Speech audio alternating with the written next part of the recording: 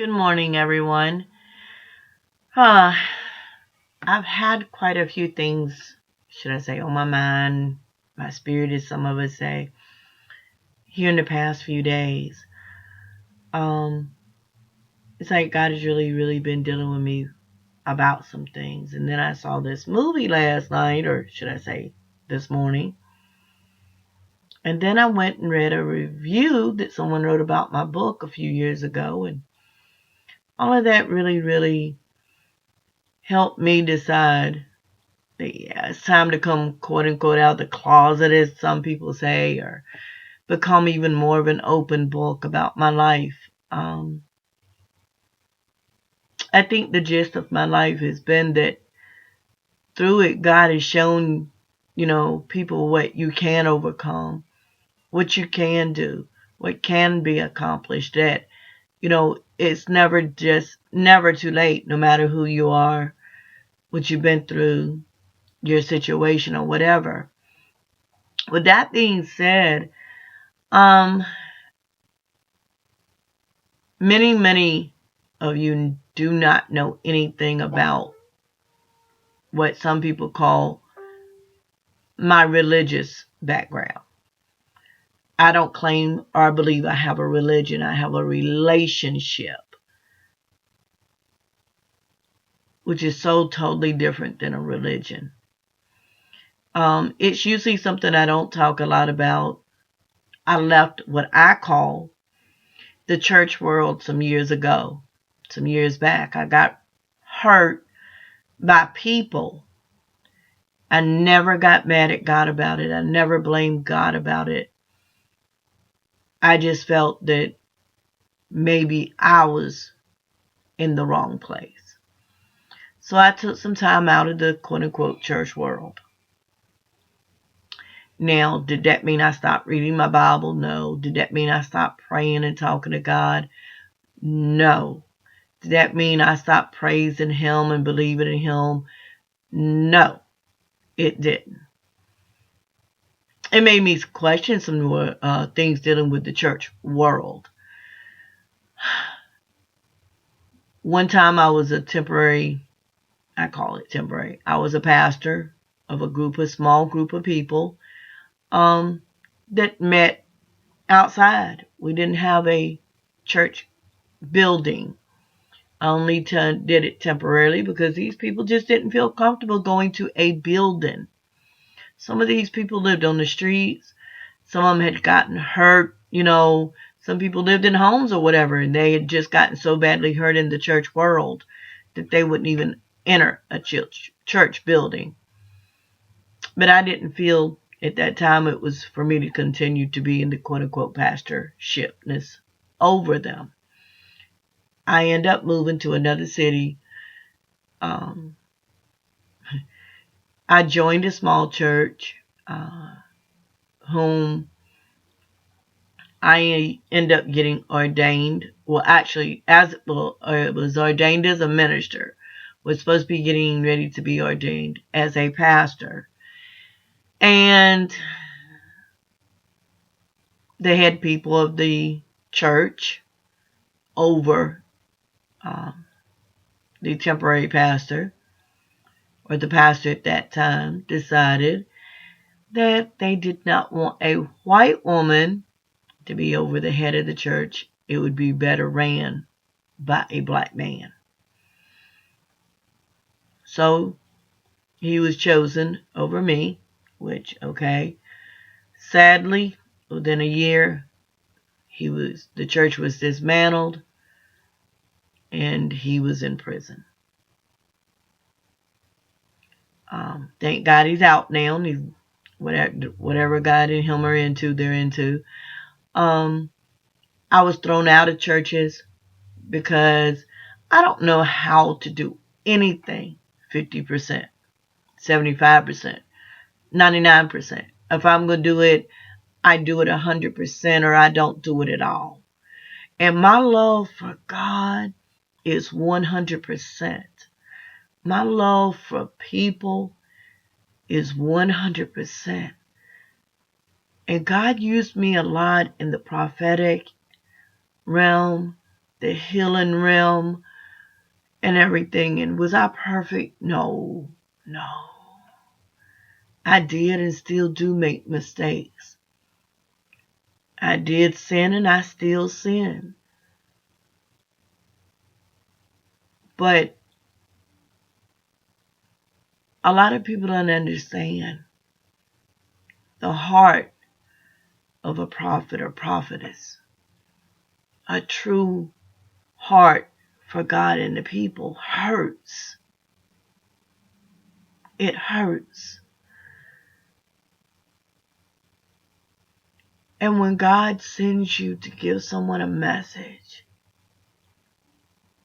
example, what I'm talking about.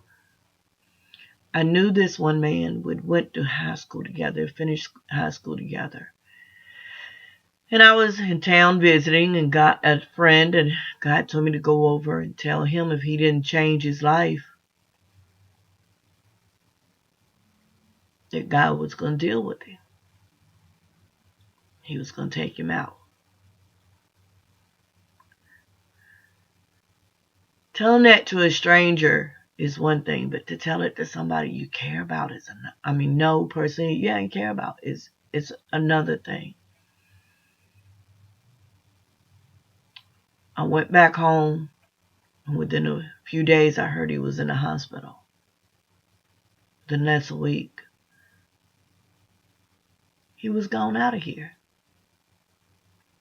And I remember there were times, and he ran a shot house, that he would send for me and ask me to come over with my Bible and just read the Bible to him, because that's the only thing that made his severe headaches go away.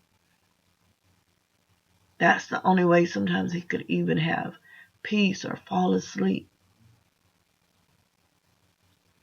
And then to know at the end there was a possibility he rejected God. That hurts.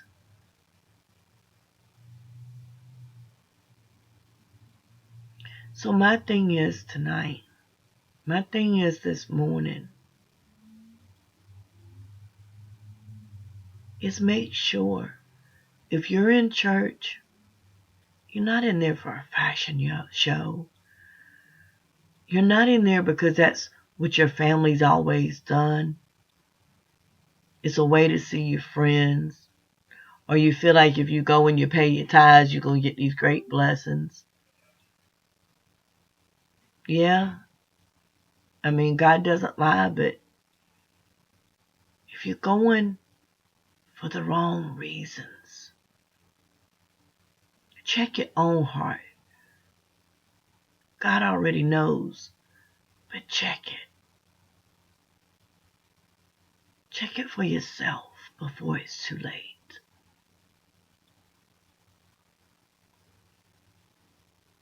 Know that I love y'all to life and back. And I pray that as you start this day, or as you lay down tonight, that you just take a moment and ask Jesus to forgive you and accept him into your hearts. Because going to church and sitting on a church pew does not get you in heaven, baby. Dressing up in $100 outfits, it doesn't give you into heaven. Paying tithes and making sure that church building looks good and that pastor has the best of everything, it doesn't get you in heaven, sweetie.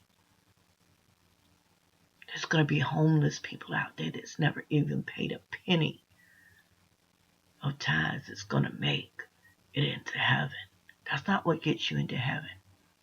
That's what makes sure your storehouse is full. Your material storehouse. One has absolutely nothing to do with the other. Tithes and offering comes under the old law. But see, the New thing is grace and mercy. And that's something that Jesus offers every single one of us. And it's not a religion, baby. It's a lifestyle. It's a relationship. Just like you got a relationship with your mother, your father, your best friend, your brothers, your sisters, your children. It's a relationship. And there's been times when I had nobody. When I was suffering worse than I could ever imagine I could suffer. And all I know is I could close my eyes and ask Jesus to wrap his loving arms around me and just hold me. And I just knew I was at the feet of the Master. I was at my Father's feet with my head laid on his knees. And then there was other times I felt like he was holding me in his lap and cuddling me. Because he said he'll never leave you nor forsake you. Even when your mother and your father did. And all this stuff we seeing going on in this day and time, go read the Bible. Just for the fun of it. I challenge you. It'll tell you what's going on and why. And what's going to happen. Just know that Jesus loves you. I love you.